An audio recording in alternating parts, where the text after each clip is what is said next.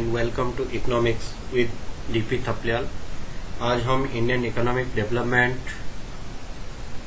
जो हमारा second part है इकोनॉमिक्स क्लास 12 का, उसका चैप्टर 3 इकोनॉमिक रिफॉर्म सिंस 1991 इस पर डिस्कस करेंगे। इससे पहले हमने जो चैप्टर डिस्कस किए थे वो on the eve of independence and Indian economy 1947 to 1990 यहाँ तक पढ़ा था। अब हमारे पास इकोनॉमिक रिफॉर्म 1991 है। सबसे पहले बात कर लेते हैं कि इन इकोनॉमिक रिफॉर्म्स की क्यों जरूरत पड़ी। तो हमारे पास जो हमारी इकोनॉमी है वो 1950 से लेकर के 1990 तक जो हमने इकोनॉमिक पॉलिसीज बनाई, जो planning, long term plan, short term plan, जितने भी गोल हमने बनाए इंडस्ट्रियल डेवलपमेंट से लेकर के एग्रीकल्चर इम्प्रूवमेंट, इंडस्ट्रियल और सर्विस सेक्टर, इन सभी सेक्टर्स में बहुत सारे रिफॉर्म्स 1990 तक किए गए। बट उनमें कुछ ऐसी उनके शॉर्ट कमिंग थे, कुछ ऐसे ड्रॉबैक्स उनके रहे कि हमें जरूरत पड़ी कि अब रिफॉर्म की जरूरत है, अब नए इकोनॉमिक पॉलिसी की जरूरत है। कुछ चीजें एडवर्स हो रही थी कंट्री में। सबसे पहले जो प्रॉब्लम आई, हमें न्यू इकोनॉमिक पॉलिसीज को क्यों हमें एडॉप्ट करना पड़ा, उसके पीछे कुछ सर्टेन रीजन थे। और वो रीजन थे कि हमारे पास जो इन्फ्लेशन है वो कंटिन्यूअस राइज कर रहा था। इन्फ्लेशन का मतलब है प्राइस राइज, लगातार प्राइस राइज हो रहे थे। कई 5 ईयर प्लान्स में इससे पहले रखा गया था कि प्राइस को कंट्रोल किया जाए, बट प्राइस को राइज होने से नहीं रोका जा रहा था। One of the biggest reason, एक रीजन ये था। उसके अलावा जो हमारे पब्लिक सेक्टर अंडरटेकिंग थी, हमारी 1956 में हमने इंडस्ट्रियल पॉलिसी रेगुलेशन एक्ट हमने पढ़ा है। इंडस्ट्रियल पॉलिसी जो हमारी 1956 में बनी, उसमें पब्लिक सेक्टर को सेंट्रल रोल दिया गया था और प्राइवेट सेक्टर को सेकेंडरी रोल दिया गया था। बट हमारा जो पब्लिक सेक्टर अंडरटेकिंग था उसकी मोनोपोली के कारण वो लगातार उसका जो परफॉर्मेंस था वो पुअर होता गया। तो एक तो इन्फ्लेशन हो रहा था, एक पब्लिक सेक्टर अंडरटेकिंग लगातार पुअर परफॉर्मेंस दे रही थी, एक जो इनवर्ड लुकिंग पॉलिसीज थी, जो हमारी इंपोर्ट सब्स्टिट्यूशन पॉलिसीज थी, उसके कारण कंपटीशन नहीं हो रहा था, फॉरेन कंपनीज यहाँ पर नहीं आ रही थी। जितने ट्रेड बैरियर्स हमारे यहाँ पर लगाए गए थे 1990 तक, जो हमारे ट्रेड बैरियर्स में से जो टैरिफ पॉलिसी थी, जो कोटा पॉलिसी थी, तो कोटा पॉलिसी, टैरिफ पॉलिसी, इनके कारण हमारा जो इंटरनेशनल ट्रेड था वो भी नहीं हो पा रहा था। और इसके कारण जो हमारा बैलेंस ऑफ पेमेंट है वो एडवर्स था।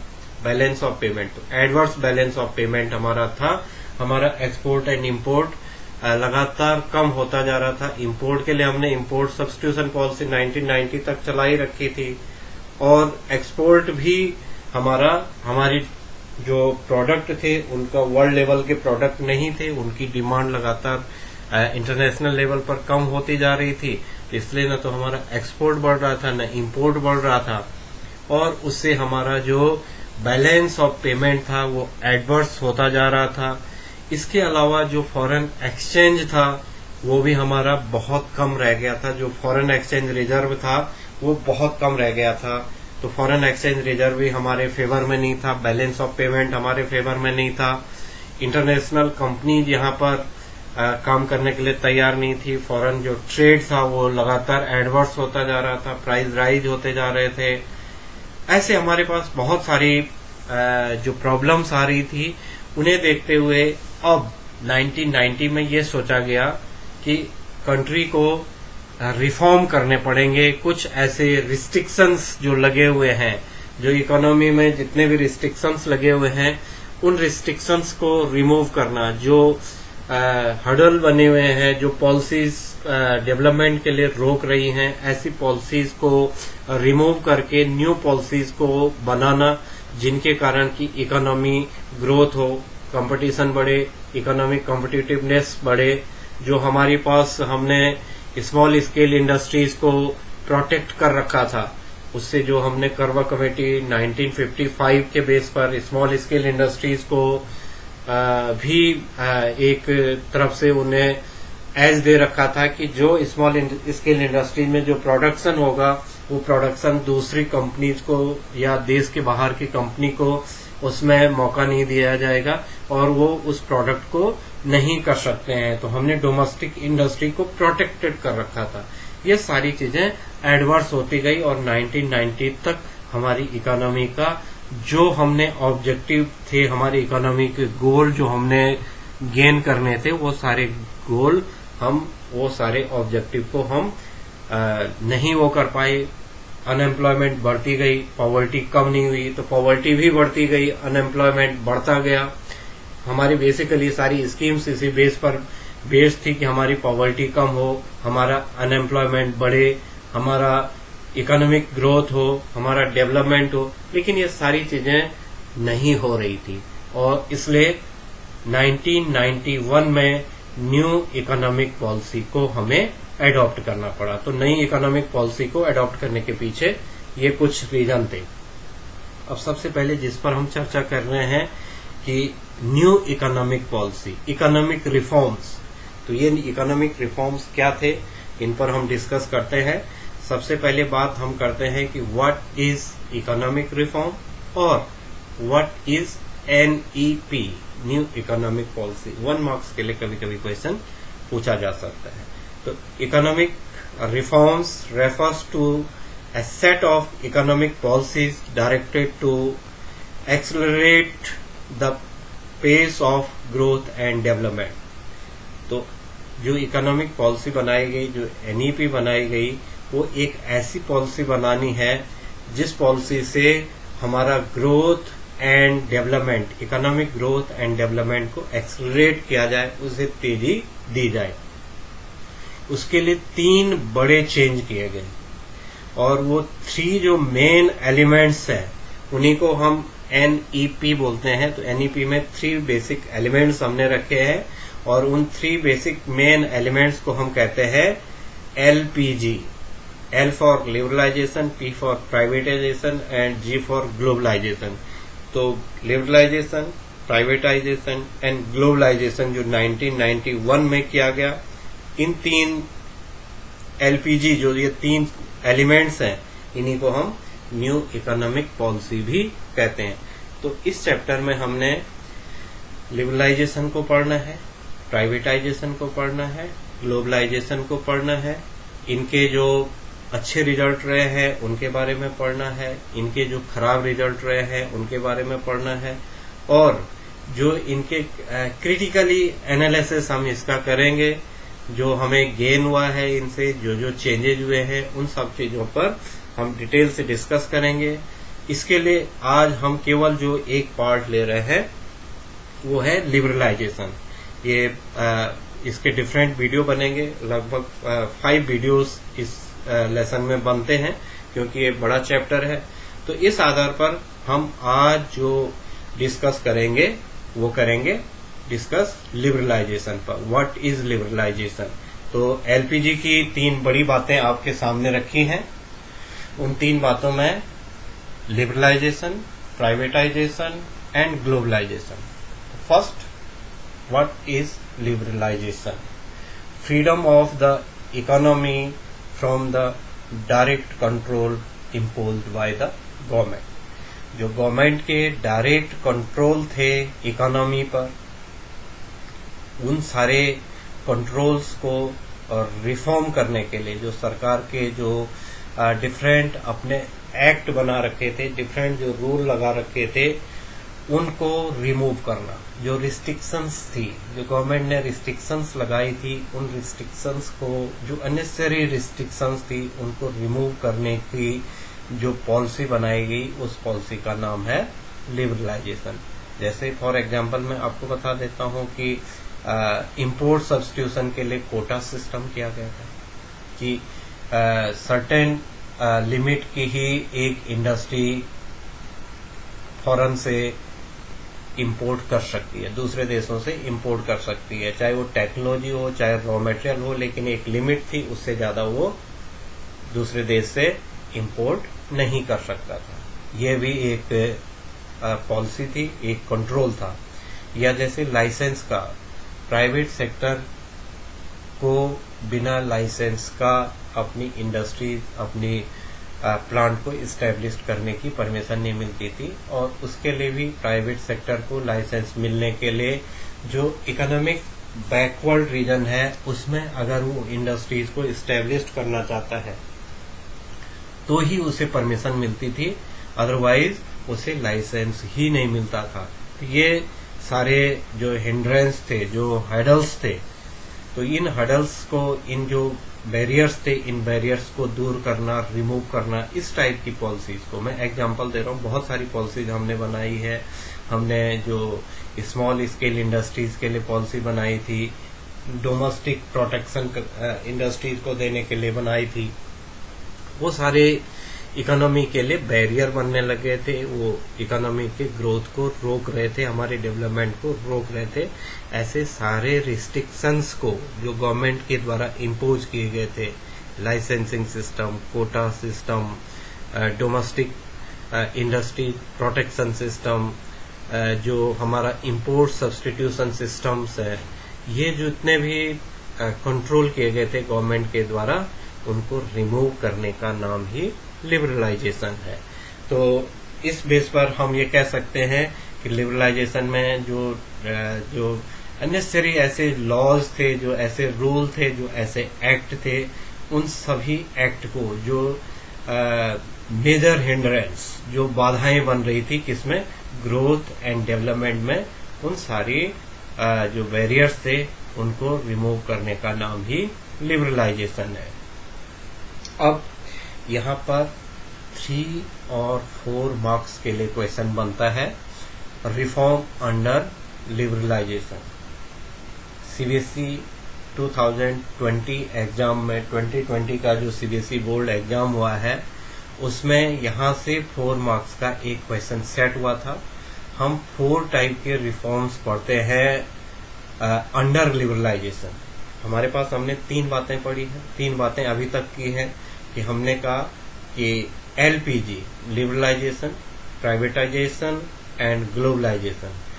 उनमें से भी लिबरलाइजेशन में जो हम बात कर रहे हैं रिफॉर्म अंडर लिबरलाइजेशन, तो लिबरलाइजेशन में एक इंडस्ट्रियल सेक्टर रिफॉर्म पर हम डिस्कस करेंगे, एक हम फाइनेंशियल सेक्टर रिफॉर्म पर डिस्कस करेंगे, एक फिजिकल सेक्टर के रिफॉर्म्स पर डिस्कस करेंगे और एक एक्सटर्नल सेक्टर के रिफॉर्म्स पर डिस्कस करेंगे। तो 4 टाइप के रिफॉर्म्स, बड़े major reforms, 4 major reforms under liberalisation.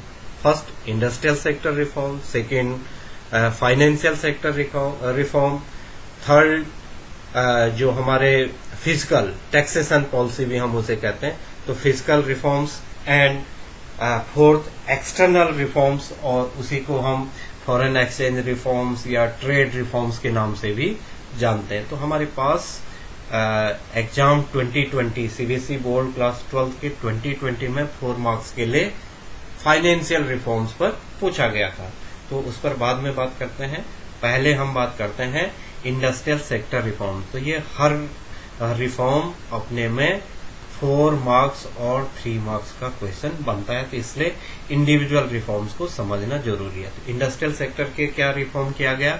First जो रिफॉर्म किया गया वो है abolition of industrial licensing. Previously मैं आपसे बात कर ही रहा हूं, प्रीवियस वीडियो में भी जो हमने ट्रेड बैरियर्स पर बात की थी उसमें बात किया है। उससे पहले जो इंडस्ट्रियल रिफॉर्म्स का जो वीडियो था उसमें भी आपसे डिस्कस किया था इस चीज पर, और यहाँ पर 1991 में उनके रिमूव करने पर बात कर रहे हैं, एबोलिश करने पर उनकी बात कर रहे हैं। तो लाइसेंसिंग सिस्टम जो कि एक हमारे लिए बैरियर था, एक डेवलपमेंट के लिए एक रिस्ट्रिक्शंस थी उसमें कि प्राइवेट सेक्टर की इंडस्ट्रीज नहीं आ सकती हैं प्रोडक्शन के सेक्टर में बिना लाइसेंस के। तो उन लाइसेंस सिस्टम को खत्म करने की बात 1991 के रिफॉर्म में अंडर लिबरलाइजेशन की गई। अब सर्टेन इंडस्ट्रीज ऐसी हैं जिनको कि लाइसेंसिंग सिस्टम में रखा गया, बाकी सारी चीजों को फ्री कर लिया गया। उसमें पब्लिक सेक्टर इंडस्ट्रीज भी हो सकती हैं, प्राइवेट सेक्टर इंडस्ट्रीज भी हो सकती हैं, डोमेस्टिक इंडस्ट्रीज उसमें पार्टिसिपेट कर सकती हैं और एमएनसीज भी पार्टिसिपेट कर सकता है। सबके लिए ओपन हो गया विदाउट लाइसेंसिंग। कुछ चीजें सर्टेन इंडस्ट्रीज को रखा गया केवल लाइसेंसिंग सिस्टम में, और वो थी जो कि हमारे हेल्थ को जो हार्मफुल होंगी, जो हमारे लिए इंजurious टू हेल्थ होंगी, या जो हमारे हेल्थ को सपोर्ट करने वाली चीजें होंगी, जैसे ड्रग्स वगैरह हैं जो हमारे हेल्थ को सपोर्ट करते हैं, जैसे अल्कोहल, सिगरेट और हैजार्ड केमिकल्स हैं, वो हमारे लिए नुकसानदेह हैं। तो ऐसी चीजों को लाइसेंसिंग सिस्टम में रखा गया, बाकी सारी चीजों को लाइसेंस सिस्टम से रिमूव कर लिया गया, लाइसेंस सिस्टम को खत्म कर लिया गया। Industrial licensing was एबोलिश्ड for the almost all but produce categories. सबसे पहले अल्कोहल, सिगरेट्स, हैजार्ड केमिकल्स, ये तो हो गए कि जो हेल्थ के लिए और जो ह्यूमन बींग्स के लिए इंजurious हैं, एक तो इनको लाइसेंस सिस्टम में रखा गया। फिर जो इंडस्ट्रियल एक्सप्लोजिव्स थे, जो इलेक्ट्रॉनिक्स की चीजें थी, एयर स्पेस हो गया, एंड ड्रग्स।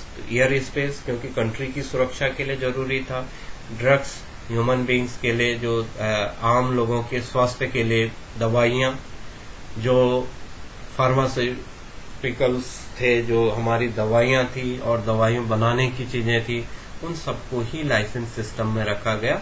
बाकी सभी चीजों को लाइसेंस सिस्टम से अलग रख दिया गया। अब उसमें public sector as well as private sector without licensing, without permission, domestic as well as MNCs, कोई भी हमारे देश में इंडस्ट्रीज को, जो कि पहले हमारा रिजर्वेशन था डोमेस्टिक इंडस्ट्रीज के लिए, रिजर्वेशन था पब्लिक सेक्टर अंडरटेकिंग के लिए, वो सारे रिजर्वेशन लाइसेंसिंग सिस्टम के खत्म कर दिए गए।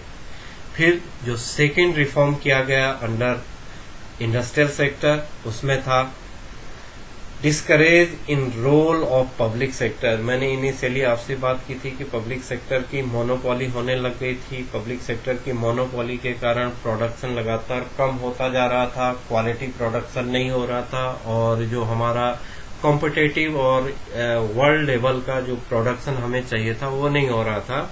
अब उसे डिस्करेज किया गया। सर्टेन चीजें ही, कुछ चीजें ही हमने पब्लिक सेक्टर में रखी, बाकी सारी चीजों को, जैसे लाइसेंस कुछ चीजों का रखा। किन चीजों का लाइसेंस रखा? जो हेल्थ के लिए इंजurious हैं उनमें लाइसेंस व्यवस्था की कि सारे लोग अल्कोहल को ही, सिगरेट को ही और केमिकल्स को ही न बनाएं, इसलिए उसमें था। जो हमारे हेल्थ के लिए जरूरी हैं जैसे ड्रग्स हैं, उनमें हमने लाइसेंस सिस्टम रखा। जो हमारे कंट्री के लिए जरूरी है, हमारा एयर स्पेस वगैरह, उन सब चीजों के लिए हमने लाइसेंस सिस्टम रखा। उनकी चीजों को बनाने वाली कंपनीज को लाइसेंस जरूरी था, बाकी फ्री कर लेते। ऐसे ही पब्लिक सेक्टर में हमने बेसिकली 3 इम्पोर्टेंट चीजें रखी और बाकी सबको डिस्करेज किया पब्लिक सेक्टर को। कि डिस्करेज करने का मतलब है उन्हें प्रोटेक्शन नहीं दिया। पब्लिक सेक्टर में जो इंडस्ट्रीज काम कर रही थी, आगे हम उन्हें पढ़ेंगे कि नवरत्ना, महारत्ना, जब हम प्राइवेटाइजेशन में पढ़ेंगे तो नवरत्ना, महारत्ना, मिनी रत्ना वगैरह पढ़ेंगे। बट फिलहाल हम बात कर रहे हैं कि डिस्करेज किया गया पब्लिक सेक्टर के रोल को। अब प्राइवेट सेक्टर और public sector both are primary और सेंट्रल रोल, सभी का सेंट्रल रोल हो गया। लेकिन 3 चीजों को मैं जो बात कर रहा हूं कि 3 बातों को हमने पब्लिक सेक्टर में रखा और बाकी को हमने पब्लिक सेक्टर के रोल को डिस्करेज करना शुरू किया 1991 की पॉलिसी में। The only industries which are non reserve for the public sector are a part of defence equipments. जो हमें डिफेंस के लिए जितने भी हमें इक्विपमेंट्स बनाने हैं, हथियार बनाने हैं, जो हमारे आर्म्स हैं, जो हमारे वेपन्स हैं, जो हमारा डिफेंस सिस्टम है पूरा, उसके लिए जितनी भी चीजें बनेंगी वो पब्लिक सेक्टर में बनेंगी। उसे प्योरली पब्लिक सेक्टर के लिए रिजर्व रखा गया। फिर एटॉमिक एनर्जी जनरेशन को भी हमने प्योरली पब्लिक सेक्टर में रखा। और तीसरा जो रखा वो रेलवे को रखा।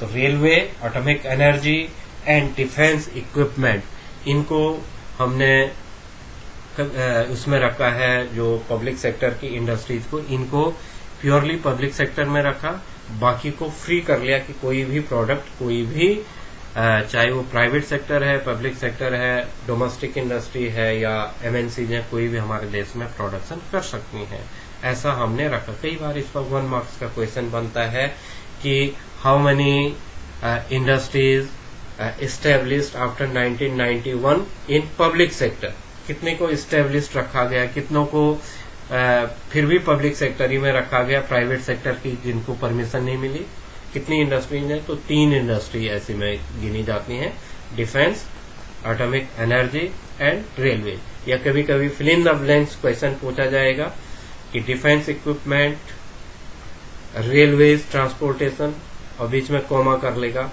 कि ये 3 इंडस्ट्रीज को हमने रिजर्व रखा था, तो हमें भरना पड़ेगा एटॉमिक एनर्जी। तो कोई भी 3, तो ये भी आप लोगों को इस हिसाब से 1 मार्क्स के लिए तैयार करना है। पहले वाले में भी 1 मार्क्स के लिए बन रहा था कि अल्कोहल, सिगरेट्स वगैरह क्या सभी को लाइसेंस फ्री किया गया था, कितनी ऐसी इंडस्ट्रीज हैं जिन्हें लाइसेंस फ्री नहीं किया गया था, तो वो हम उसमें लिख सकते हैं। और 3-4 मार्क्स के लिए तो ये क्वेश्चन बन ही रहा। तो 2 रिफॉर्म्स हो गए इंडस्ट्रियल रिफॉर्म्स में।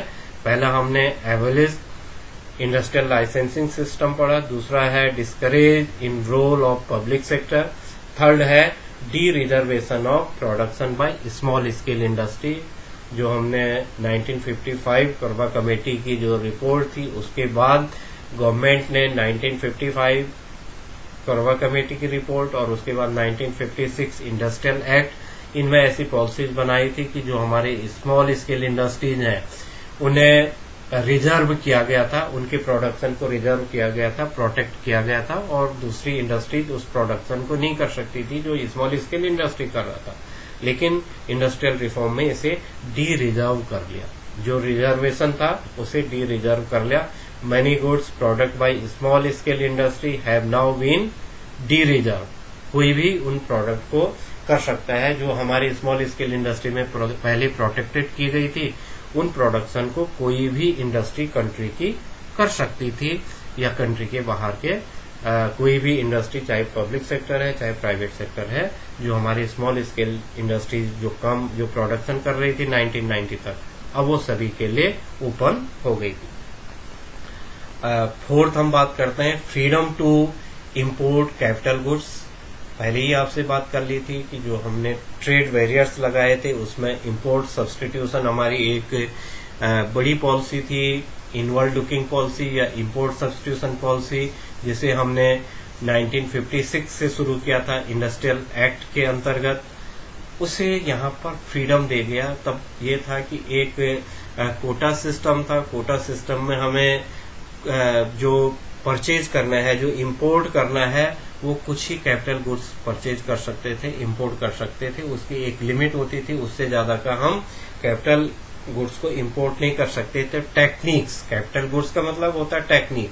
भारत में टेक्नोलॉजी की कमी थी और उसको इंपोर्ट की जरूरत थी, लेकिन हमने इंपोर्ट सब्स्टिट्यूशन लगा रखा था, इसलिए हमारे यहाँ पर क्वालिटी प्रोडक्ट नहीं हो रहा था और इंडस्ट्रियल सेक्टर में जो एम्प्लॉयमेंट जनरेट होना था, जो डेवलपमेंट होना था, वो नहीं हो रहा था। लेकिन अब फ्रीडम हो गया था, स्वतंत्रता थी कि आप कितनी भी टेक्नोलॉजी को इंपोर्ट कर सकते हैं, उसकी पूरी तरह से आजादी मिल गई थी, फ्रीडम मिल गया था। जो 5th था वो expansion of production capacity. Production capacity को बढ़ाने की बात की गई। अब चाहे वो डोमेस्टिक इंडस्ट्रीज के थ्रू हो, स्मॉल स्केल इंडस्ट्री के थ्रू हो, पब्लिक सेक्टर से हो, प्राइवेट सेक्टर से हो, एमएनसी जो सभी काम करेंगे, और गोल एंड ऑब्जेक्टिव एक ही था कि कैसे करके भी इंडस्ट्रियल सेक्टर में प्रोडक्शन की कैपेसिटी को बढ़ाया जाए।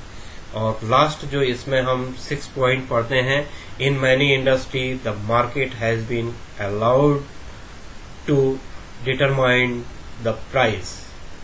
ये बड़ा सेंटेंस है और इसे हम मैक्रो इकोनॉमिक्स में फॉरेन एक्सचेंज एंड बीओपी में पढ़ते हैं। बहुत शॉर्ट में यहाँ पर के हिसाब से इसे समझा देता हूँ।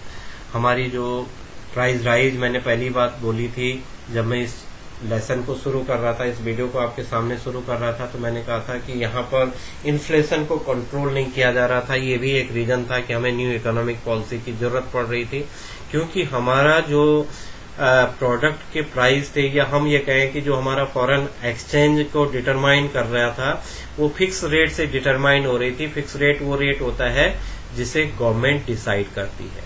Fix exchange rate decided by the government and flexible exchange rate decided by the market force, demand and supply. तो फ्री प्ले कर रही थी दुनिया की इकोनॉमी, जितनी भी इकोनॉमी है उनमें सभी में जो फॉरेन एक्सचेंज को डिटरमाइन करने वाली शक्तियां थी वो हमारी फ्लेक्सिबल एक्सचेंज रेट में था। Market force, demand and supply foreign exchange rate को डिसाइड करती थी। तो यहाँ पर पहले गवर्नमेंट डिसाइड करती थी, तो उससे चीजों की कीमतें बढ़ रही थी। जितने हमारी गुड्स एंड सर्विसेज हैं उनकी प्राइस बढ़ रही थी, क्योंकि हमारा जो फॉरेन एक्सचेंज रेट है उसे डिटरमाइन कर रही थी सरकार। लेकिन यहाँ पर कई ऐसी कंपनीज, कई ऐसी इंडस्ट्रीज खुली जिन्होंने शुरू कर लिया प्राइस को डिटरमाइन करने के लिए जो हमारा फ्लेक्सिबल एक्सचेंज रेट है। मैं आपको एग्जांपल के तौर पर समझाता हूँ, क्योंकि आप लोग पेट्रोल कई भरते रहते हैं डेली, पेट्रोल डीजल के लिए पेट्रोल पंप पर जाते हैं। आपको ये पता होगा कि हमारे यहाँ पर जो पेट्रोल डीजल का जो रेट होता है वो 24 आवर में सेट किया जाता है। फिर से उसे प्री डिटरमाइन किया जाता है। मार्केट फोर्स उसकी प्राइस डिटरमिनेट करती है। कभी कुछ पैसा बढ़ जाता है, कभी कुछ पैसा कम होता है। तो 6 AM to 6:30 AM तक की हमारे हर दिन 24 घंटे में पेट्रोल के प्राइस को मार्केट रेट के हिसाब से डिटरमाइन किया जाता है, और वो कभी कभी कम हो जाता है, कभी बढ़ जाता है। मार्केट में जैसे भी हमारी फॉरेन एक्सचेंज, हमारी करेंसी की जो वैल्यू होगी उसके बेस पर उसकी प्राइसिंग होती है, बढ़ती और घटती जाती है। ये मैं एग्जांपल के तौर पर बोल रहा हूँ कि आज हमारा जैसे पेट्रोल एंड डीजल को, क्योंकि इसे आप यूजुअली आप यूज करते हैं अपने तेल वगैरह भरवाने जाते हैं, इसलिए आपको इसका ज्यादा पता रहता है। मैंने इसीलिए ये एग्जांपल आपको दिया कि यहाँ पर मार्केट फोर्स डिसाइड कर रही है। हर दिन का जो प्राइस होगा वो 24 आवर में प्राइस को डिसाइड किया जाता है। या जो कोई गोल्ड वगैरह के बारे में जानता है तो उसमें भी गोल्ड की प्राइस भी डेली चेंज होती है, क्योंकि वो मार्केट बेस पर है। तो ऐसा अब तो पूरी दुनिया में जो एक्सचेंज रेट है वो फ्लेक्सिबल एक्सचेंज रेट ही है। फिक्स एक्सचेंज रेट लगभग पूरी दुनिया की इकोनॉमी से समाप्त हो गया है, और इसे डिटेल से जब मैक्रो इकोनॉमिक्स का फॉरेन एक्सचेंज बीओपी वाला चैप्टर होता है उसमें हम इसे डिटेल से समझते हैं। यहाँ पर हम इतना ही समझें कि फॉरेन एक्सचेंज का जो रेट है वो मार्केट फोर्स डिसाइड करने लग गई थी, जिससे कि प्राइस जो राइज हो रहे थे वो कंट्रोल हुए, या इन्फ्लेशन को कंट्रोल किया गया। तो ये हमारे इंडस्ट्रियल जो रिफॉर्म्स थे, अंडर लिबरलाइजेशन इंडस्ट्रियल रिफॉर्म्स पर हमने बात की। अब सेकंड बात कर रहे हैं हम फाइनेंशियल सेक्टर रिफॉर्म्स। अभी हमने बात की थी कि इस बार जो सीबीएसई का बोर्ड एग्जाम 2020 का पेपर सेट हुआ था उसमें इस क्वेश्चन को 4 मार्क्स में पूछा गया था कि फाइनेंशियल सेक्टर रिफॉर्म्स को एक्सप्लेन करें, कि फाइनेंशियल सेक्टर रिफॉर्म क्या थे उसे एक्सप्लेन करने की बात की गई थी 4 मार्क्स के लिए। तो बड़ा सरल सा क्वेश्चन था, जिन्होंने थोड़ा सा भी समझ रखा होगा इसे, उनके आसानी से 4 मार्क्स इसमें बनी होंगी। तो क्या रिफॉर्म्स है फाइनेंशियल सेक्टर का? इंडस्ट्रियल के बाद आ जाता है second reform under liberalisation, financial sector reform. Financial sector includes banking and non banking financial institutes, stock exchange and foreign exchange market. तो क्या चीजें आ रही हैं फाइनेंशियल सेक्टर में? बैंकिंग एंड नॉन बैंकिंग है, जितने भी फाइनेंस का काम करते हैं, बैंक एंड नॉन बैंक जो फाइनेंशियल है। फिर जो स्टॉक एक्सचेंज मार्केट है, जहां पर हमारा फॉरेन एक्सचेंज रेट डिसाइड होता है, और जहां पर हमारे स्टॉक एक्सचेंज मार्केट, दुनिया के सब देशों के अपने अपने स्टॉक एक्सचेंज मार्केट हैं, जहां पर शेयर्स की स्टॉक एक्सचेंज मार्केट वो होते हैं जहां पर शेयर्स के बारे में या उसके रेटों के डिसाइड होता है, शेयर्स की वैल्यूज को, शेयर के रेट को बढ़ना और घटना जहां पर मेजर किया जाता है, या जहां पर परचेज एंड सेल होते हैं शेयर्स, तो वो स्टॉक एक्सचेंज मार्केट होते हैं। और फॉरेन एक्सचेंज जहां पर की कंट्रीज की करेंसी की वैल्यू को डिसाइड किया जाता है, वो फॉरेन एक्सचेंज मार्केट कहलाता है। ये सारी चीजें हमारे फाइनेंशियल सेक्टर के में आती हैं। द वेरियस रिफॉर्म्स आर, जो हमने फाइनेंशियल सेक्टर में रिफॉर्म किए हैं उनमें जो रिफॉर्म किए गए हैं वो इस प्रकार से हैं। जो हमारा banking and non banking financial sector है उसे कंट्रोल जो करता है वो सेंट्रल बैंक करता है, और इंडिया का जो सेंट्रल बैंक है उसे हम रिजर्व बैंक ऑफ इंडिया कहते हैं। तो Reserve Bank of India, role of RBI, RBI का क्या रोल होगा? आरबीआई का जो रोल था, जो सेंट्रल बैंक का रोल था अप टू 1990, सेंट्रल बैंक क्योंकि ये कंट्रोलिंग एजेंसी थी सारे फाइनेंशियल सेक्टर की, हमारा फॉरेन एक्सचेंज का, स्टॉक एक्सचेंज का और बैंकिंग नॉन बैंकिंग सिस्टम का, इन सब का रेगुलेशन जो करता है, रेगुलेटर जो है वो रेगुलेशन करने वाली जो एजेंसी है उसे सेंट्रल बैंक बोलते हैं, और भारत में वो आरबीआई ही है। तो इसका रोल बड़ा था। इसका रोल क्या था? ये पहले कंट्रोल करता था। 1990 तक भारत में जो आरबीआई का रोल था वो कंट्रोलिंग रोल था, कंट्रोल करने का। ऐसे वेरियस इसके ऐसे एक्सरसाइज रहती थी कि हमारे यहाँ पर जो बैंक थे वो कुछ भी करेंगे बिना आरबीआई के परमिशन के नहीं कर सकते। कितने बैंक होंगे वो डिसाइड करेगा आरबीआई, क्योंकि यहाँ पर प्राइवेट बैंकिंग सिस्टम को डिस्करेज किया गया था। प्राइवेट सेक्टर के बैंक्स को 1991 तक आने नहीं दिया गया था। केवल यहाँ पर कॉमर्शियल बैंक थे, 20 कॉमर्शियल बैंक बनाए गए थे, और उनको वो अपनी ब्रांच को एक्सटेंशन करना चाहें, कुछ भी करना चाहें, सभी चीजों की परमिशन केवल और केवल आरबीआई के द्वारा दी जाती थी। आरबीआई ही उसे डिसाइड करता था, और वो पूरी तरह से इसे कंट्रोलिंग अथॉरिटी के रूप में काम कर रहा था। लेकिन यहाँ इसका रोल चेंज हो गया। The financial sector in India regulated by the reserve Bank of India, all banks and other financial institute in India regulated through various norms and regulation of the RBI. One of the major aims of financial sector reform is to reduce the role of RBI from। अब यहाँ पर समझने वाली है कि क्या role उसका reduce हुआ। आरबीआई का रोल रिड्यूस हुआ रेगुलेटर टू फैसिलिटेटर। पहले ये रेगुलेटर था, और 1991 के बाद जो रोल चेंज हुआ, रेगुलेटर की जगह पर जो कंट्रोलिंग एजेंसी थी उसकी जगह पर उसे फैसिलिटेटर, सुविधा देने वाला, एक सुविधा देने के लिए। तो अब उसका रोल कंट्रोल करने का न रह करके आरबीआई का रोल क्या हो गया 1991 के बाद? एक फैसिलिटी देना, फैसिलिटेटर के रूप में काम करने लगा। तो अब इसका मतलब है कि जो उसका आरबीआई का जो रोल था वो चेंज हो गया। अब वो केवल कंट्रोलिंग एजेंसी न होकर के एक फैसिलिटी देने वाली एजेंसी के रूप में काम करने लगी।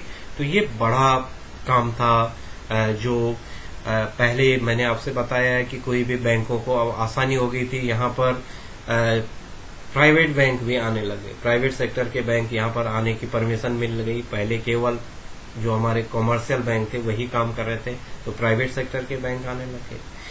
जो हमारे कॉमर्शियल बैंक थे उनकी ब्रांचेज को, उनकी जो ब्रांच थी उन ब्रांच को एक्सटेंशन करने के लिए, दूसरी ब्रांच खोलने के लिए पहले आरबीआई की परमिशन लेनी पड़ती थी। इसलिए बैंकों की ब्रांच केवल अर्बन एरिया में ही सीमित रह गई थी। जो हमारे कॉमर्शियल बैंक थे वो केवल अर्बन एरिया में ही सीमित थे, क्योंकि आरबीआई से परमिशन लेनी पड़ती थी, तभी जाकर के वो अपनी ब्रांच को, नई ब्रांच को खोल सकते थे। लेकिन उसके बाद जब फ्रीडम मिली तो हमारे रूरल एरिया में या हमारे सभी एरिया में कॉमर्शियल बैंकों की ब्रांच खुलने लग गई, as well as private sector के बैंक भी, एचडीएफसी है, आईसीआईसीआई है, ये सब हमारे आईडीबीआई है, ये सब बैंक, प्राइवेट सेक्टर के बैंक भी हमारे देश में एंटर कर गए। और लास्ट ईयर तो एक बहुत बड़ा 2019 में बड़ा चेंज किया गया, और 2020 में भी बैंकिंग सिस्टम में मर्ज किए गए हैं। कॉमर्शियल बैंकों को मर्ज किया गया, कहीं 4 बैंकों को मर्ज किया गया, कहीं 5 बैंकों को मर्ज किया गया। जो 20 थे वो अब 12 रह गए हैं। तो ये बड़ा रिफॉर्म इसमें धीरे धीरे किया जा रहा है। तो आरबीआई का रोल चेंज हुआ, ये बड़ा पॉइंट था। सेकंड जो चेंज किया गया वो किया गया establishment of private sector banks. ये मैं आपसे पहले ही बात कर चुका हूँ कि प्राइवेट सेक्टर के बैंकों को भी इस्टेब्लिश्ड का मौका यहाँ पर मिला, वो भी यहाँ पर अपनी ब्रांचेज को और अपने सिस्टम को डेवलप कर सकते थे, एक्सपेंशन कर सकते थे। थर्ड है फॉरेन इन्वेस्टमेंट। फॉरेन इन्वेस्टमेंट की जो लिमिट थी वो कम थी। यहाँ पर फॉरेन इन्वेस्टमेंट यहाँ पर कम लोग करते थे क्योंकि यहाँ पर ट्रेड बैरियर थे। ट्रेड बैरियर होने के कारण यहाँ पर कोई भी एफडीआई करने के लिए नहीं आता था। हमारे यहाँ पर लाइसेंसिंग सिस्टम था, कोटा सिस्टम था, तो यहाँ पर फॉरेन इन्वेस्टमेंट ऑलमोस्ट ना के बराबर था। लेकिन 1991 में इसे इंक्रीज करके अराउंड 50%, तो जो इसे इंक्रीज करके 50% तक लाया गया। तो फॉरेन इन्वेस्टमेंट की लिमिट को इंक्रीज करके बैंक अब 50% तक फॉरेन इन्वेस्टमेंट कर सकते थे। हमारे बैंक और बाहर के बैंक, जो हमारे कॉमर्शियल बैंक थे, वो उनको भी परमिशन मिल गई। अराउंड 50% तक वो फॉरेन इन्वेस्टमेंट कर सकते हैं और फॉरेन के बैंकों को भी इंडिया में 50% तक फ्रीडम मिल गया फॉरेन इन्वेस्टमेंट का। पहले ये सारे बैरियर्स थे, आरबीआई इनको करने नहीं देता था। तो तीसरी बात ये रही, पहला आरबीआई का रोल चेंज हो गया, दूसरा प्राइवेट सेक्टर के बैंक खुलने लगे, तीसरा फॉरेन इन्वेस्टमेंट की लिमिट को अराउंड 50% तक बढ़ाया गया, और जो फोर्थ रिफॉर्म था फाइनेंशियल रिफॉर्म में वो था फॉरेन इंस्टीट्यूशनल इन्वेस्टर्स। जो फॉरेन इंस्टीट्यूशनल इन्वेस्टर थे वो भी भारत में इंडियन मार्केट में आकर के अपना काम कर सकते थे। उनमें बैंकर्स थे, उनमें mutual fund and pension funds को भी अलाउ कर लिया गया। इंडियन फाइनेंशियल मार्केट में हम अपने पेंशन फंड को लगा सकते हैं, म्यूचुअल फंड्स को लगा सकते हैं, बॉन्ड्स, म्यूचुअल फंड्स, पेंशन, ये सारी चीजों को फाइनेंशियल सेक्टर में एज ए एफआईआई के रूप में, फाइनेंशियल इंस्टीट्यूशनल इन्वेस्टर्स के रूप में हमने उन्हें यहाँ पर जगह दी। कभी कभी 1 मार्क्स में ये क्वेश्चन पूछा जा सकता है कि FII stand, FII full form ही समझ लीजिए, स्टैंड का मतलब है कि क्या होता है, और आगे 3-4 एमसीक्यूज में वो दे देगा, कुछ भी दे देगा।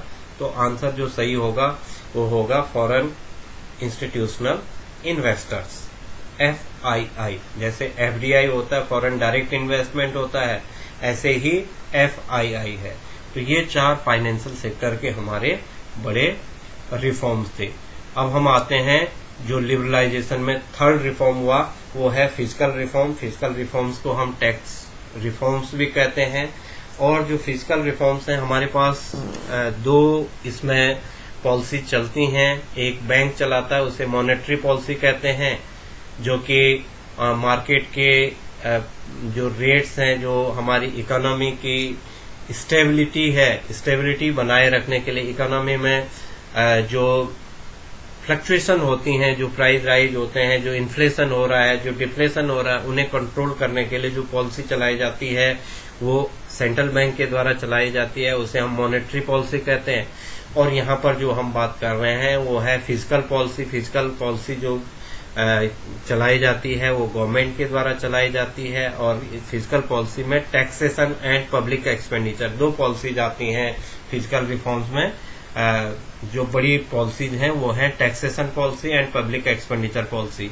तो हमारे पास जो हमने 1991 में जो सिस्टम डेवलप किया, हमारे पास फिजिकल रिफॉर्म्स में टैक्स रिफॉर्म सबसे बड़ा रिफॉर्म्स है। 1990 तक जो डायरेक्ट टैक्स थे वो बहुत ज्यादा टैक्स थे, बहुत ज्यादा टैक्स इम्पोज किया जाता था और लोग टैक्स से बचते थे। टैक्स देना कोई भी नहीं चाहता था। जो इनकम टैक्स जिसे हम बोलते हैं, या इंडिविजुअल टैक्स बोलते हैं, या डायरेक्ट टैक्स बोलते हैं, वो इतना ज्यादा लिया जाता था कि लोग उस टैक्स को देने के लिए तैयार नहीं होते थे और उस टैक्स से बचते थे, इसलिए टैक्स की चोरी हो जाया करती थी। और जो हमारे इनडायरेक्ट टैक्सेस थे वो भी इतने ज्यादा टैक्सेस थे, इतने ज्यादा इनडायरेक्ट टैक्स थे, और उनमें जो टैक्स लिया जाता था वो भी बहुत ज्यादा टैक्स लिया जाता था। इसलिए लोग डायरेक्ट एंड इनडायरेक्ट टैक्स से अपने को सेव करना चाहते थे, बचाना चाहते थे, और गवर्नमेंट को या कंट्री को उसका बहुत ज्यादा लॉस होता था, गवर्नमेंट की जो इनकम थी वो लगातार कम होती जा रही थी, क्योंकि लोग टैक्स की चोरी कर रहे थे। और टैक्स की चोरी क्यों कर रहे थे? दो कारणों से कर रहे थे। एक तो बहुत ज्यादा टैक्स था, इसलिए भी लोग टैक्स से बचना चाहते थे। और सेकेंडली, जो टैक्स को फिल करने की, टैक्स को जमा करने की जो पॉलिसी थी वो बड़ी कॉम्प्लिकेटेड पॉलिसी थी, कॉम्प्लिकेशन थे उसमें। डायरेक्ट टैक्स जमा करना बहुत कठिन होता था, बहुत आसान नहीं था, कॉम्प्लिकेशंस थे उसमें बहुत ज्यादा। तो इन चीजों को हमने जो हमारा फिजिकल रिफॉर्म्स है उसमें किया। तो फिजिकल रिफॉर्म में पहला जो रिफॉर्म किया गया वो है रिडक्शन इन डायरेक्ट टैक्स। अभी मैंने बात कर ही लिया है, डायरेक्ट टैक्स ज्यादा थे, उसे मॉडरेट किया गया, मॉडरेट टैक्स रखा गया। तो डायरेक्ट टैक्स को 1991 में रिड्यूस किया गया, और जो इंडिविजुअल जितना दे सके उस हिसाब से उसे उसकी लिमिट सेट की गई, और एक मॉडरेट डायरेक्ट टैक्स की स्कीम इंडिया में बनाई गई, जिससे कि सेविंग को भी इनकरेज किया जाए एक लिमिट तक। जैसे अभी की जो स्लैब है उसमें 1,50,000 तक अगर आप सेविंग कर रहे हैं तो उस पर उतने टैक्स की छूट होगी। तो क्या हो रहा है, एक तो लोग टैक्स दे रहे हैं और दूसरा सेविंग भी इनकरेज हो रही है। पहले सेविंग को इनकरेज करने की कोई पॉलिसी नहीं थी, लेकिन एक तो टैक्स कम किया गया, मॉडरेट किया गया, और दूसरा अगर आपने सेविंग कर ली तो उतने सेविंग पर टैक्स को माफ किया जाता था, उतना टैक्स कम कर लिया जाता था। एक लिमिट रखी गई थी सेविंग की। जैसे मैंने अभी बताया कि प्रेजेंटली जो स्लैब है उस स्लैब में 1,50,000 तक अगर आपने सेविंग कर ली तो उतना आपका टैक्स कम हो जाएगा, जो डायरेक्ट टैक्स लगता था। तो ये बड़ी बात थी। दो बड़ी बातें हुई रिडक्शन ऑफ डायरेक्ट टैक्स में। पहली बात ये हुई कि हमने टैक्स को मॉडरेट किया, जो ज्यादा टैक्स था उसे कम किया। मॉडरेट करने का मतलब है उसे कम किया। और दूसरा, उसी से सेविंग को भी इनकरेज किया कि सेविंग बढ़ जाए। तो जो टैक्स था डायरेक्ट टैक्स वो सेविंग को भी बढ़ा रहा था। और सेकंड जो रिफॉर्म किया गया वो था इनडायरेक्ट टैक्स के रूप में। और यहाँ पर हम इनडायरेक्ट टैक्स के रूप में जो रिफॉर्म पढ़ रहे हैं वो 2016 का जीएसटी एक्ट के बारे में पढ़ रहे हैं। 1991 में भी इनडायरेक्ट टैक्स को रेगुलाइज किया गया, 2005 में भी रेगुलाइज किया गया, वैल्यू एडेड टैक्स हमने लगाया। ऐसे करके लगभग 23 टाइप के इनडायरेक्ट टैक्स हो गए थे, और कभी कभी 100% से ज्यादा कई चीजों पर टैक्स होने लग गए थे। तो जो प्रोडक्ट थे, जो गुड्स एंड सर्विसेज थे, वो महंगी होने लग गई थी, कॉस्टली होने लग गई थी, और स्टेट टू स्टेट वेरी होने लग गया था। हर स्टेट में एक ही चीज, एक ही गुड्स की कीमत टैक्स के कारण अलग अलग होती थी। जैसे यूपी में कोई चीज सस्ती हो सकती है, उत्तराखंड में महंगी हो सकती है, या हरियाणा में सस्ती हो सकती है, यूपी में महंगी हो सकती है, क्योंकि स्टेटों ने भी इसमें अपने हिसाब से उसमें टैक्स इम्पोज करने शुरू कर लिए थे, और स्टेट वाइज प्रोडक्ट के अलग अलग कीमतें होने लग गई थी ड्यू टू इनडायरेक्ट टैक्स। तो इसके लिए हमने जो इंडिया में जो रिफॉर्म किया गया, रिसेंटली जो रिफॉर्म किया गया, उसे हम जीएसटी कहते हैं, गुड्स एंड सर्विस टैक्स कहते हैं। और इस रिफॉर्म में one tax, one nation, one tax and one market की बात की गई। जो यूपी में मिलेगा वही रेट से वही चीज उत्तराखंड में मिलेगी, वही आपके पंजाब में मिलेगी, वही यूपी में मिलेगी, वही आपकी चेन्नई में मिलेगी, वही कोलकाता में मिलेगी, वही आसाम में मिलेगी, उसी रेट पर। क्योंकि one tax, one nation, one tax and one market system को हम जो हमारा जो टैक्स रिफॉर्म है उसी को हम जीएसटी कहते हैं। इसका इसी चैप्टर में, क्योंकि हमारे पास 3 तो रिफॉर्म है, लिबरलाइजेशन, प्राइवेटाइजेशन एंड ग्लोबलाइजेशन, उसके अलावा हमने जीएसटी एंड डिमोनेटाइजेशन, ये 5 चीजें इसमें पढ़ी जाएंगी। तो इसे हम अलग वीडियो में भी पढ़ेंगे कि जीएसटी क्या है। फिलहाल मैं यहाँ पर बहुत शॉर्ट में बता देता हूँ। Recently the parliament pass law goods and service tax act 2016 to simplify and introduce the uniform tax system in India. This law come to in effect from July 2017. तो जुलाई 2017 में ये इम्प्लीमेंट हुआ और 2016 में बना, और इसमें हमने कह दिया कि टैक्स को रिड्यूस किया गया, टैक्स को कैटेगराइज किया गया और एक ही टाइप का टैक्स रखा गया पूरे देश में और उसका नाम रखा गया जीएसटी। इसे हम डिटेल से अलग वीडियो में इसी चैप्टर में पढ़ेंगे। अब फोर्थ जो रिफॉर्म था वो है फॉरेन एक्सचेंज रिफॉर्म। ये लास्ट रिफॉर्म है अंडर लिबरलाइजेशन। 4 रिफॉर्म है, इनमें सबसे पहला जो रिफॉर्म किया गया फॉरेन एक्सचेंज में वो है डीवैल्यूएशन ऑफ रूपी।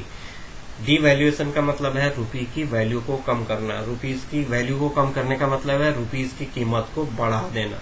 तो रूपीज का इंटरनेशनल मार्केट में वैल्यू को कम करना, क्योंकि हमारे पास पहले जो पॉलिसी थी 1990 से पहले इंपोर्ट सब्स्टिट्यूशन की थी, लेकिन जब 1991 में देखा गया कि उसके बहुत सारे लॉस हुए तो गवर्नमेंट ने डीवैल्यूएशन सिस्टम शुरू किया। डीवैल्यूएशन में रूपीज की वैल्यू को कम किया जाता है। आज जो दुनिया में पॉलिसी चल रही है फॉरेन एक्सचेंज की वो है एप्रिसिएशन एंड डेप्रिसिएशन। करेंसी की वैल्यू को बढ़ना एप्रिसिएशन होता है और घटना डेप्रिसिएशन होता है। तो वैल्यू को एप्रिसिएट होना, वैल्यू का डेप्रिसिएट होना डिपेंड करता है जो मार्केट फोर्स है डिमांड एंड सप्लाई पर। लेकिन 1991 में गवर्नमेंट ने इंटरवीन करके जो हमारी जो पॉलिसीज थी उसमें इंटरवीन किया, और जो हमारे फ्लेक्सिबल एक्सचेंज रेट वैसे शुरू हो ही रहा था, ज्यादा हुआ नहीं था, कुछ चीजों में फ्लेक्सिबल चल रहा था, बाकी तो गवर्नमेंट ही फिक्स एक्सचेंज रेट से काम कर रही थी। तो डीवैल्यूएशन ऑफ रूपी, जो ये डीवैल्यूएशन और फॉरेन एक्सचेंज और जो ये सारा वो मटेरियल है, जो मैटर यहाँ पर जो चल रहा है वो हमारे फॉरेन एक्सचेंज वाले चैप्टर में मैक्रो इकोनॉमिक्स में डिटेल से पढ़ेंगे। फिलहाल हम यहाँ पर 3 और 4 मार्क्स के लिए इसे समझते हैं। डीवैल्यूएट की गई रूपी की वैल्यू, इसका मतलब है कि सपोज कर लीजिए पहले $1 के लिए हमें 50 रुपीज देना पड़ रहा था। डीवैल्यूएशन से पहले सपोज $1 इक्वल्स टू 50 रुपी था, मतलब $1 की वैल्यू जो थी हमें रुपीज में 50 रुपी पे करने पड़ रही थी, और जब हमने उसकी करेंसी को डीवैल्यूएशन कर लिया तो अब हमें वही $1 की चीज 50 रुपीज से ज्यादा में, तो मान लो कि डीवैल्यूएशन कर लिया, अब हमें 55 रुपीज देना पड़ रहा। तो पहले जो चीज हमें फॉरेन में 50 रुपए में मिलती थी वो अब 55 में या 60 में या मोर देन 50 मिलेगा। तो ये एक एग्जांपल आपको बता रहा हूं मैं कि डीवैल्यूएशन से क्या होगा। डीवैल्यूएशन से इंपोर्ट डिस्करेज हो गया, इंपोर्ट अपने आप डिस्करेज हो गया, क्योंकि कॉस्टली इंपोर्ट हम अगर दूसरे देश से सामान को खरीदेंगे, हमारी करेंसी की वैल्यू कम है तो हमें ज्यादा डॉलर के रूप में ज्यादा करेंसी वहां पर देनी पड़ेगी, इसलिए हमारा इंपोर्ट तो डिस्करेज हो गया, लेकिन एक्सपोर्ट हमारा इनकरेज होगा, क्योंकि जो चीज देश में 50 रुपए में बिक रही है वो अगर हम एक्सपोर्ट करेंगे तो वो 55 और 60 रुपए में बिक जाएगी, 55 और 60 में बिक जाएगी। तो क्या करेगा, एक्सपोर्ट को तो इनकरेज हो जाएगा और इंपोर्ट डिस्करेज हो जाएगा। तो इसलिए डीवैल्यूएशन किया गया। The first important reforms the external sector was made in the foreign exchange market in 1991 as an immediate measures to resolve the balance of payment crisis. The rupee was devaluated against the foreign currency. This led to an increase in inflow of foreign exchange. ये दो चीजें balance of payment and foreign exchange में आती है, दो बातें आती हैं, एक इनफ्लो होता है और एक आउटफ्लो होता है। अगर हम इंपोर्ट बढ़ाएंगे तो आउटफ्लो होगा, और अगर हम एक्सपोर्ट करेंगे तो इनफ्लो होगा। इनफ्लो का मतलब है फॉरेन करेंसी का अपनी कंट्री में आना इनफ्लो होता है, और अपनी करेंसी का फॉरेन में चले जाना आउटफ्लो होता है। तो हमने क्योंकि डीवैल्यूएट किया रुपीज को तो इनफ्लो बढ़ गया, इट मीन्स हमारा एक्सपोर्ट बढ़ा, एक्सपोर्ट बढ़ने से इनफ्लो बढ़ा, और जो हमारा फॉरेन एक्सचेंज का जो अनफेवरेबल हमारा फॉरेन एक्सचेंज उस समय चल रहा था उस प्रॉब्लम को सॉर्ट आउट करने के लिए ये बड़ा रिफॉर्म था। सेकंड क्या किया गया, जो एक्सटर्नल रिफॉर्म्स हैं उनमें सेकंड किया गया foreign exchange reforms. Foreign exchange reforms क्या था, market determined the exchange rate based on the demand and supply of the foreign exchange. पहले जो गवर्नमेंट कर रही थी रेट को, मैं ये पहले भी इस वीडियो में आपको कई बार डिस्कस कर चुका हूँ कि फॉरेन एक्सचेंज रेट को फिक्स एक्सचेंज रेट से हमारे यहाँ पर 1990 तक जो रेट डिसाइड किया जा रहा था करेंसी का, जो फॉरेन एक्सचेंज जो डिसाइड कर रही थी वो गवर्नमेंट कर रही थी फिक्स एक्सचेंज रेट जिसे हम कहते हैं। लेकिन जो हमने रिफॉर्म किया 1991 में वो फ्लेक्सिबल एक्सचेंज रेट को हमने लिया। जो भी प्राइस डिसाइड होंगी वो जो फॉरेन एक्सचेंज डिसाइड होगा और जो प्राइस डिसाइड होंगी प्रोडक्ट की वो डिमांड एंड सप्लाई फोर्स से होंगी, और हमारा फॉरेन एक्सचेंज जो होगा वो फ्लेक्सिबल एक्सचेंज रेट से चलाने की बात हुई है। डिटेल से फॉरेन एक्सचेंज वाला जो चैप्टर हमारे पास मैक्रो इकोनॉमिक्स में आता है उसमें बात करेंगे। फिर है foreign trade policy. Foreign trade policy को हमने यहाँ पर जो हमारी फॉरेन ट्रेड पॉलिसी थी वो हमारे लिए एडवर्स थी, क्योंकि फॉरेन ट्रेड में हमने टैरिफ पॉलिसी लगा रखी थी, बहुत सारे रिस्ट्रिक्शंस हमारे पास चल रहे थे। हमने लाइसेंसिंग सिस्टम था, कोटा सिस्टम था, टैरिफ सिस्टम था, इंपोर्ट एक्सपोर्ट पर टैक्स की व्यवस्था को हम टैरिफ सिस्टम बोलते हैं। तो इंपोर्ट पर हम हैवी टैक्स लगा रहे थे, एक्सपोर्ट पर हम टैक्स कम कर रहे थे, इसलिए फॉरेन एक्सचेंज को फॉरेन ट्रेड को बढ़ाया नहीं जा रहा था। लेकिन ये सारे रिस्ट्रिक्शंस हमने लिबरलाइजेशन में रिमूव कर लिए थे और फॉरेन एक्सचेंज पॉलिसी को उसके कारण फॉरेन एक्सचेंज जो हमारा जो ट्रेड है, जो हमारा गुड्स का लेन देन है वो बढ़ा। Liberalisation of trade and investment regime was the initiated to increase international competitiveness of the industrial production and also foreign investment and technology into the economy। हम फॉरेन से जितनी भी टेक्नोलॉजी को थी उसे आराम से अपने देश में इंपोर्ट कर सकते थे, और इस ढंग से हमने फॉरेन एक्सचेंज को बढ़ाने के लिए काम किया। फॉरेन ट्रेड पॉलिसी को हमने फॉरेन ट्रेड को बढ़ाया हमारे यहाँ पर इंपोर्ट एंड एक्सपोर्ट के लिए, और जो बैरियर्स थे वो बैरियर्स खत्म हो गए, जो रिस्ट्रिक्शंस थे उन रिस्ट्रिक्शंस को रिमूव कर लिया गया। The trade policy reform aim dismantling of the quantitative restrictions of the import and export, जिसकी मैं बात ही कर रहा हूँ। हमारे पास इंपोर्ट सब्स्टिट्यूशन पॉलिसीज थी 1990 तक, टैरिफ पॉलिसीज थी, इन सबको रिमूव कर लिया गया, रिडक्शन किया गया टैरिफ रेट्स को, और रिमूव किया गया licensing system of for import. ये सारी चीजें हमने इस सिस्टम में की हैं। तो ये हमारे अंडर लिबरलाइजेशन 4 टाइप के रिफॉर्म्स को हमने डिस्कस किया। चारों रिफॉर्म्स के बीच में हमने ये बात कर ली है कि किस टाइप से बोर्ड एग्जाम में इनको पूछा जा सकता है। आपने इस वीडियो को देखा, thank you for watching this video. अगले पार्ट के लिए आप जो लिबरलाइजेशन है उसके बाद आ जाएगा प्राइवेटाइजेशन, तो अगला वीडियो प्राइवेटाइजेशन का होगा।